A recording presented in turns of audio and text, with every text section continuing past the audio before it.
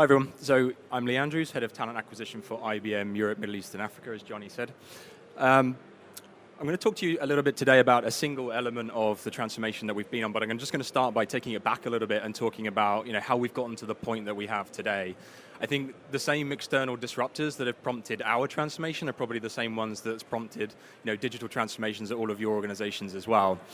Just to put it into context, IBM as an organization is generating nearly half of its revenue now in areas that we weren't even operating in 5 or 6 years ago. And so obviously that's had a pretty significant downstream impact on us as a talent function. And when we assessed where we were in the market, with the competitor landscape exponentially changing, we just simply weren't set up to succeed in that market space. And so we started the transformation with really looking first at the skills that we had within our function, creating a new set of role taxonomies, looking at infusing new roles that we never had in TA before, things like talent scientists and looking at data poetry. And we really went on a journey to get the general baseline capability to a certain level before we started to embrace new ways of working and then layering on technology as well. Well, so once we'd done that, the second thing was to look at new ways of working, and we tried to do two things. So first of all, nearly all of our practitioners are enterprise design thinking qualified. So really trying to think, in this day and age, talent wants to be engaged in a very, very different type of way to what we're used to historically. Let's put the user at the center of that process, and let's go on a design thinking journey. So we really embraced that and have taken as many of our people through that as we could. And then the second thing was really around working agile. We have concurrently dozens of projects running at any one go, and it would be simply impossible for us to land any of that meaningfully if we weren't to do it in an agile fashion, bringing together the right people in a multidisciplinary way and trying to land things quickly, pilot, learn, iterate, and move on. And then the third piece of the transformation is really around our technology stack. So we're very fortunate at IBM that we have an AI platform of our own, but the final piece of that was really to augment our own capability and our own decision-making capability through the use of digitization and primarily artificial intelligence. And we've done that throughout the process, end to end. So our landing page, for example, you can now integrate and have a dialogue with Watson, the chatbot. So instead of looking just purely for jobs, you can actually have a dialogue around what it's like to work at IBM. You can ask things around our remote working policies or maternity cover and these types of things. And a big piece of that now, our latest initiative is Select for IBM, which actually goes live tomorrow, so I'll be fairly busy straight after this.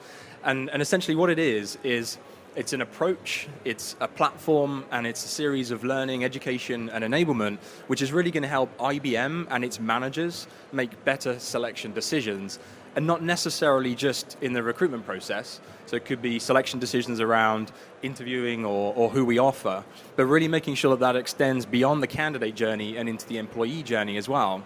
So it could also really create a framework for how we make selection decisions around who we invest in to send for education, for example, or who we want to promote, and maybe on the flip of that, to validate some of our exit discussions as well. And really, the aim of this is to create a framework. I'll come on to some of the user feedback in just a second, but create a framework, a behavioral difference, a cultural shift, and then really integrate technology with that to make sure that we're driving consistency of experience, removing bias wherever we can, and an effective rating system to go along with that. And that ultimately, we're setting ourselves up to succeed in future by giving ourselves more data and insights on which we can predict future post-hire success. It's probably too small to read here, but the different data points that you're looking at there is really, we're assessing what data can we collect, create, and combine at various different stages to help us make better decisions, as I said, for those different steps. If you take it back a layer though, first of all, we recognized that we were starting to see some imbalances in terms of who we had in our teams, whether it be compensation or performance output, and seeing some inequalities starting to form. The costs of bad selection decisions obviously are significant, not just talking financial costs, but the impact that it has on morale and engagement, which ultimately leads to productivity. And then you see that in reputational damage and these other things as well around your clients and your successes externally. We knew that we had to address this quite quickly to create that consistency of experiences and really try to drive a more meritocratic way of making our decisions around who we would hire or who we would promote. And speaking of the agile way of working that we've sort of adopted, we create what we call performance teams. So when we have an initiative or an idea that we really want to stand up or address or analyze, We form a multidisciplinary team from across the globe. It could be a mixture of roles, levels, bands, and we essentially task them with looking at and analyzing certain initiatives, and interviewing was one of them that they kicked off last year. So we actually kicked this off. We pitched an idea right at the back end of last year, and now just 9 or 10 months later, we're ready to launch tomorrow, I hope, the MVP, which is fully integrated. It will be going global. This will account for all new roles across all of our geographies, all of our lines of business. So that's a pretty agile way. We deployed this. We've been road testing it. We're now ready to go. And I spoke about enterprise design thinking as well. I mean, one of the things that you can't do when you're thinking about addressing something like an interview process or something which has so many people who are impacted by that process is try to make those decisions in a vacuum. You really have to involve the users and put them at the center of, what is it that you're experiencing thus far, and what is it that you need us to solution for moving forwards. And so we surveyed over 1,000 of our hiring managers and candidates and new joiners, and really tried to get a sense of what they were experiencing and some of their sentiments, and as I said, really help us co-create what we need to solution for, what the objectives are, and then also how we get there. This slide actually pains me because it's the bit where we start to listen to what everybody says, and I'm sure some of this resonates with you as well, but typically hiring managers, the biggest frustration for them was that they just didn't understand their role in the process. They didn't have a framework. They didn't have any ethical way of sort of rating or evaluating people consistently. They didn't know how to level set. What is it to rate somebody a 3 out of 5 versus a 4 out of 5? And how do we do this to take into factor, different types of roles, different technicalities of roles, different geographies? And on the candidate side, I mean, the list kind of goes on and on a little bit, but the biggest thing is that there just was no structure, strategy, or consistency. In terms of not understanding who was going to be interviewing, the feedback was disparate and intermittent. And one of the biggest things that was really concerning was that around actually setting an interview structure and strategy, we actually had feedback from candidates saying that they felt that they couldn't showcase their true abilities because the people who were interviewing them didn't know how to get that out of them. They either didn't have the right level of technical expertise to probe, or they simply hadn't prepared well enough to understand where they needed to go deep and to go broad in terms of assessing their suitability for the role. So that's one thing. The user research is obviously critical, but then the other thing is how well are we integrated with the other functions of our organization? We face so many bottlenecks at the back end of our process where we haven't interlocked with compensation, where our learning team hasn't really been involved. And so we start to have these internal dialogues way late in the process when it's far too late and we're losing candidates left, right, and center. By bringing that conversation to the fore right at the beginning, we're able to make sure that we're all in complete alignment, that we've catered for the challenges and the obstacles that we're likely to encounter at the back end of the process, and that we can make this more of an iterative, co-creative program that isn't going to become redundant in 2 or 3 years because everybody has contributed exactly what we need them to contribute to. So we're going to start with interviewing and obviously hiring. So we see this as a privilege to actually interview and to select somebody to join IBM. And aside from it feeling like a privilege, I mean, there's some pretty big financial consequences as well for allowing a recruiter and a hiring manager to make a decision about who we invest in, particularly at a more senior level. And we've already seen the impacts of bad decisions, in terms of productivity, engagement, and morale. So we break this down into 3 segments: the approach, the learning, and then the technology. And just very quickly, a from and to. One of the big things is that this has always been exclusively owned by HR at IBM, and we need to make sure that we're creating dual accountability by bringing the business into a lot more of those conversations, particularly from a diversity and inclusion perspective. And I mean, that's almost always saddled with HR as an initiative for HR to drive, but obviously we have to put some emphasis back on the business to own this and drive this as well. And then the second piece was really around addressing that key user research feedback point, which was managers just simply don't know what their role is in this. They have no guidance, they have no frameworks, and they really don't have a consistent way of working and education to help enable them to make our right decisions for us. From a learning perspective, we've completely modernized the platform, the enablement, the content that's gone out. Essentially, we had a very static, transactional piece of education which walked through the process steps and then a few best practice sort of tips. And we've completely made that more real-time and customized, really going deep on some of the important assets of the interview lifecycle that you may need to go into. And we've made it a modular base, so it's much more consumable and it's much more easier to digest, and it's much more appealing when we're trying to sell the proposition of getting licensed to our hiring managers. From a tech perspective, and the bottom point in that last one was actually in learning, but it's a really important tech piece. It's the fact that we're using AI as well. So it has the ability to sit in to interviews and listen in and actually provide prompts to hiring managers. And another key feature of it, which I'll come on to in just a second, is actually that it can generate questions, it can remove bias from interview questions in terms of the planning and preparation.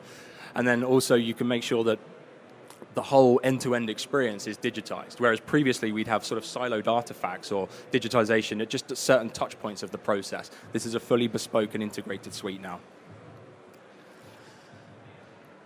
I don't know if the video is going to play. It was just going to play behind me anyway, so I'll carry on talking. But really, this was just going to give you a bit of a visualization of the app itself. It is an important feature, obviously. When we started talking about this, my team thought that this was just a platform or an app. And it's been a big challenge for me to make sure that that isn't seen as the case, because this is really a philosophical change and a cultural shift for us in terms of how we actually approach interviewing, what good looks like, how we align better, how we strategize better for how we want to actually create and conduct assessment strategies. And then the technology should really just be an enabler for that. It's and to drive a consistent experience, to enhance and create a more intuitive experience, but not to be built, processes to be built around it. Within the app itself, as I said, it's fully integrated with everything that we have. So our calendars, our directory, our ATS, our assessments, and our cognitive gaming to help give us other insights and data points to support this. You can essentially, every time a rec is created, it enters into the Select for IBM platform, and you can start to add interviewers, you can start to add different skills that different people will actually interview for. So one of the big things that we've really driven around this is that we used to have a very generic skills profile, which was the IBM skills profile. And every role, all tens and tens of thousands of hires that we made, that skills profile was the skills profile that we needed to be successful in our hire. Whereas now we recognized, after looking through the volumes, that 80% of our roles are accounted for by between 40 and 50 unique job roles themselves. And so what we've done is we've built between 8 and 12 skills profiles, which will really target those 80% of roles that we've got, and it will make sure that the questions and the outcomes are much more aligned to what is it that we know we need from individuals to be successful in this role. The skills and the behaviors, taking away any of the other biased factors that we tend to make decisions on, but really focusing on someone's ability to come in and be successful in a role that we have. For the other 20%, there are some slides missing, so this is an old one. But never mind. For the other 20% of roles that we have, we've created a new and modernized, a refreshed skills profile. So this is looking at things that we didn't necessarily have before, but around being evangelists and ambassadors for diversity and inclusion, around having a growth mindset and embracing new ways of working, looking at Agile and design thinking. So it's very different to the previous skills profile that we have. And when we can leverage some of the data insights that we have from the cognitive game scores, from the matching that we use up front to see somebody's suitability and post-hire success predictability from using AI, we can start to form a pretty good picture that validates our decisions. And it also gives us the ability to be able to say to managers, the decisions that you're making aren't being supported by the data. Somebody's CV looks good on paper, they've scored really highly in our tests, they've come through in flying colors in the interview stages, and we have all of this data mapped out, and yet you've gone for an absolute left field candidate. It's a really interesting data point for us to be able to go back and give some extra education and try to start to pick up retrospectively if we're seeing biases or if we're seeing some tendencies that we need to try and educate around. And of course, learning is a really big piece. So we partnered with a company, Social someone or other, and we used the content, the platform, which was great. We were very cognizant of the fact that during this process, we couldn't define what good looked like and what industry standards looked like introspectively. So we wanted to go externally and get some best industry-leading thoughts on this. And one of my favorite facilitators and thought leaders, John Vlastelique, had created some of the content himself. We've had some amazing feedback, and we've essentially bundled that into two initial things. For all interviewers, they have to be licensed to interview. So they have to go through this training. There's 10 modules and a test, which effectively takes them through the nuts and bolts of what we're trying to do from a cyclical type state, so how to prepare for, conduct, and close an interview. but going much deeper on some of the things around giving tips and pointers as to the things that we shouldn't be doing at interviews. I've sat in on interviews where it just smacks of a legal case for some of the ridiculous things that a hiring manager comes up with. So this gives some really, really useful pointers as to how to handle conversations around compensation or accessibility for candidates with disabilities and lots of different other sensitive subjects which, frankly, I quite often don't trust to a hiring manager. And then the interview license is one stage, but then the second one, which is applicable for all hiring managers and the recruiters, and we've lost this one as well, is to the license to hire. So it's essentially the same interview bundle, but then it goes much deeper into, how to actually evaluate the consensus, how to kick off in the first place by having a really effective and thorough sort of strategy alignment meeting, how to make sure that we have the right process figured out for how are we actually going to define what the interview process looks like. Is this a panel? Is it a one-to-one? Do we need multiple stages, 4 or 5 stages, or are we going to really make sure that we're being concise and getting what we need from a 2 or 3 step process? And not just number of steps, but making sure that our interviewers have very clear aspirations and goals as to what they're assessing for, and that then they're very well planned for in terms of the questions that they're going to ask and how we go deep and broad, as I said earlier, to make sure that we're actually assessing the suitability of those skills and behaviors and not just thinking back to, well, somebody's done this for 10 years, so they're probably quite good at it, but actually validating through good use of situational and behavioral type questions. And one of the other biggest things is really on that interview alignment. It's so important for our credibility as an organization as well within IBM, the TA function. The learning that we've seen through this already has shot up our hiring manager NPS, and this is just on the pilot, because instantly hiring managers give us a little bit more credibility. They actually come to the table listening to our ideas. We've removed things like the word intake from these strategy meetings just to make sure that we're not seen as those order takers, but that we're actually consultative and coming to the table with ideas and with intel to really drive a meaningful discussion. I'm not sure which slides are actually missing, but on this final one, I'm just going to wrap up with a couple of key takeaways. And I think that they're actually really applicable to this as a program, but also pretty much to any other program or initiative that we have running at the moment, particularly when it factors in technology. The first of which is the enterprise design thinking, just to make sure that you center your research and your solutioning around what people are actually experiencing. It's so easy to run off assuming that you know what you need to do based on your own assumptions, but you need to validate those and you need to co-create those directional narratives with the people who it impacts. In this case, it could be hiring managers, it could be the candidates, it could be the people who've already joined that have had an experience, compensation, learning, leadership development, all of these different people. The second one is around Agile. There's no way we could have done this if we hadn't operated in an Agile way and piloted really early and taken away the massive learnings and the massive failings that we experienced as a result of that as well. Only 10 months on, we have an MVP, which will no doubt need iteration, of course it will, but we could have spent 2.5 years planning this with the technology, with the education, the enablement, building out something more marketable from an approach and a strategy perspective. And then by the time we actually landed it in 2.5 years' time, it may have become redundant or irrelevant already by that point anyway. And this gives us an iterative way of making sure that we remain relevant and that we can bring in the right people to iterate at the right times. And then the third thing I'd say is, and this is a real bugbear of mine, and I have to try and be the voice of logic and reason, but it's don't get carried away with shiny toys. I mean, so often we'll have a leadership meeting and somebody will say, I've seen a great product or I've got an idea for a tool. And then we try and reverse engineer processes or experiences based on that. Whereas it's so imperative, in my opinion, and in all of the products that we've launched across the life cycle, this has been validated, that you have to design your processes with experience in mind first, and then your tools, your technology to layer on top of that have to support that, or enhance that, or drive consistency of experience, and not the other way around. So I'm not sure how that was. I'm not sure how long that was because the slides are missing, but thank you very much, and I'll be available afterwards. Cheers.